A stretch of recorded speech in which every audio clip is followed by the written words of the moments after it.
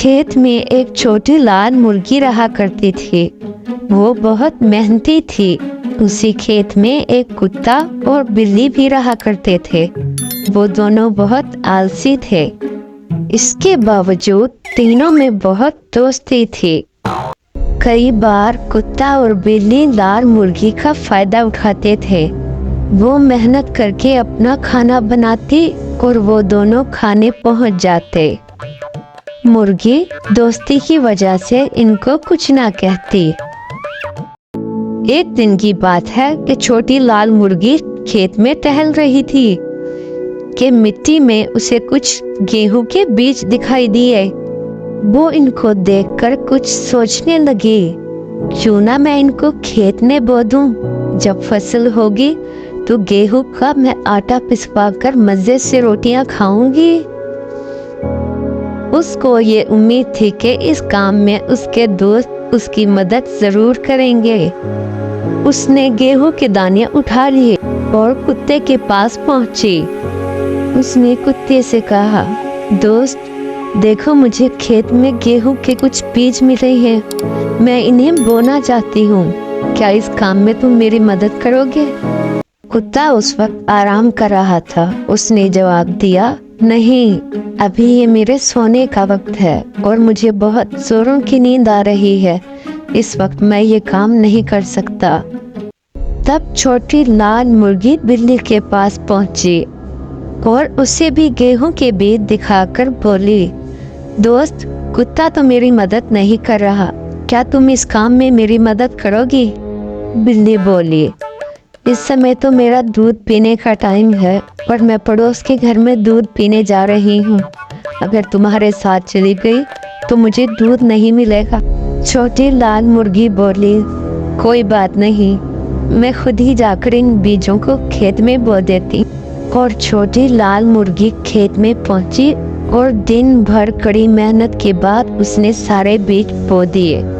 कुछ टाइम बाद खेत में गंदम की फसल लहराने लगी और छोटी लाल मुर्गी ये देखकर बहुत खुश हुई। वो दौड़कर सबसे पहले कुत्ते के पास पहुंची और उसने कुत्ते से पूछा, दोस्त खेत में गंदम की फसल लहरा रही है, क्या तुम उसे काटने में मेरी मदद करोगे? आज मेरी तबीयत ठीक नहीं, इसलिए ये काम मैं नहीं कर सकता।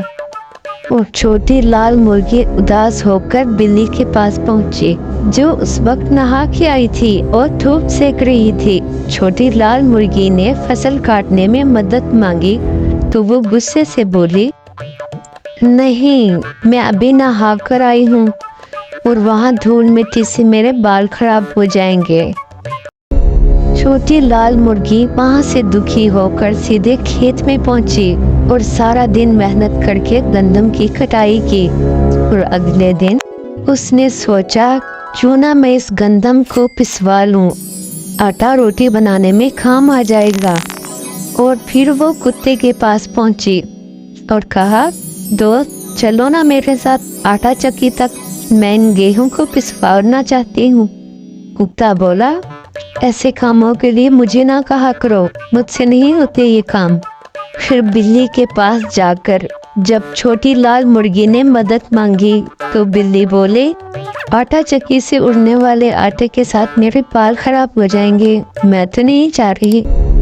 फिर छोटी लाल मुर्गी उदास होकर खुद ही आटा चक्की चली गई और सारे गेहूं को आटा पिसवा कर ले आई और रोटी बनाने की सोची और अपने दोस्तों के पास चली गई और कहा, दोस्तों मैं रोटी बनाने की सोच रही हूँ, क्या रोटी बनाने में तुम लोग मेरी मदद करोगे? तो दोनों एक साथ बोले, हमें तो रोटी बनाना आता ही नहीं। फिर छोटी लाल मुर्गी ने खुद ही रोटी बनाने का फैसला किया और गर्मा गर्म रोटियां तैयार कर ली।